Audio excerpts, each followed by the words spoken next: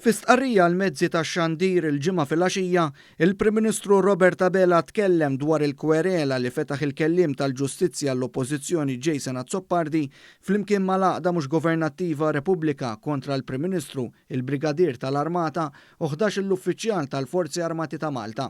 L-akkuża ta' Jason Azzopardi hija waħda serja li l-Armata wettqet qtil volontarju fuq immigranti. Il-Prim Ministru spjega li din l-akkuża ġor piena ta' omor il-ħabs. Spjega li l-membri tal-ekwipaġġ tal-Petrol Boat P-52 li jgħoddu 11 l-uffiċjal tal-Armata u l-Brigadier se jibdew jiġu investigati fuq qtil volontarju. Il-Prim Ministru qal li wara li sar magħruf li daħlet din il-kwerela, l-Aġent Kummissarju tal-Pulizija għaraf lill-Maġistrati inkwirenti biex tibda inkjesta maġisterjali fil-konfront tal-Brigadier, 11 l-uffiċjal tal-Forzi Armati ta' Malta u tal-Prim Ministru. Ftit tal-ħin ilu jiena mort minn jeddi fil-Kwartieri Ġenerali tal-Pulizija għand l-Aġent Kummissarju tal-Pulizija fejn tajt li l-nifsi fidejn il-Pulizija għal kwalunkwe investigazzjoni li itħoss xierqa.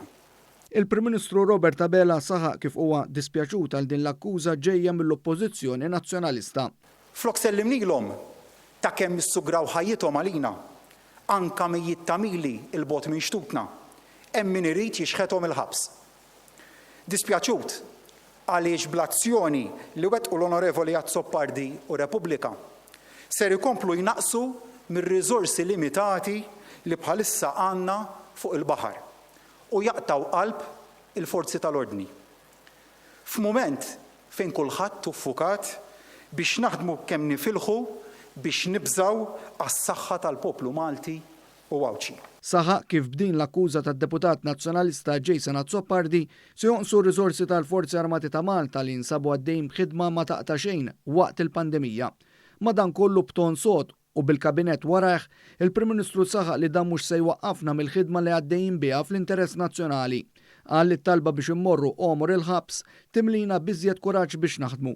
L-imħabba li għandna lejn il-poplu Malti u Awċi u lejn pajjiżna kbira wisq biex inċedu f'mument tant importanti fejn pajjiżna qed isejħilna. Lil min irid jibatna l-ħabs ngħidulu li se nibqgħu naħdmu biex nipproteġu saħħet il-poplu Malti u Awċi, inkluż ta' min għamel din l-akkuża fuqna, qal Dr. Abela. Il-Prim Ministru saħaq ukoll li aħna għandna kuxjenza safja biex inħarsu saħħet il-poplu u anki persuni oħra li nsabu f'pajjiżna fosthom immigranti. Fakkar li pajjiżna għamel dak kollu possibbli fil-metazzjoni ta' ċirkostanzi ta' emerġenza s-saħħa pubblika biex isalva l-ħajjiet. Tenna li ebda tfixkil mu se jbiddel il-pożizzjoni ċara li ħal gvern fuq il-kwistjoni tal-immigrazzjoni. Għalhekk reġa' qal li bħalissa pajjiżna mhux sigur għall-ebda żbark ta' immigranti. Il-Prim Ministru qal ukoll li l-Għaqda Repubblika marret quddiem il-Qorti Ewropea biex Malta u l-Italja jiftħu l-portijiet tagħhom u jibdew jilqgħu l-immigranti. Huwa saħaq iżda li d-deċiżjoni tal-Qorti Ewropea hija ċara.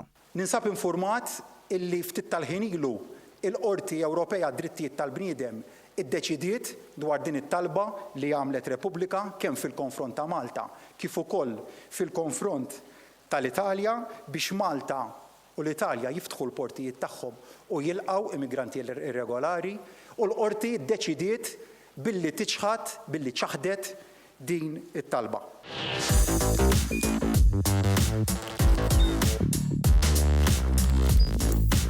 Idħol fuq one.com.mt u hemmhekk tista' tara l-programmi kollha li jxandru fuq One permezz ta' One Play.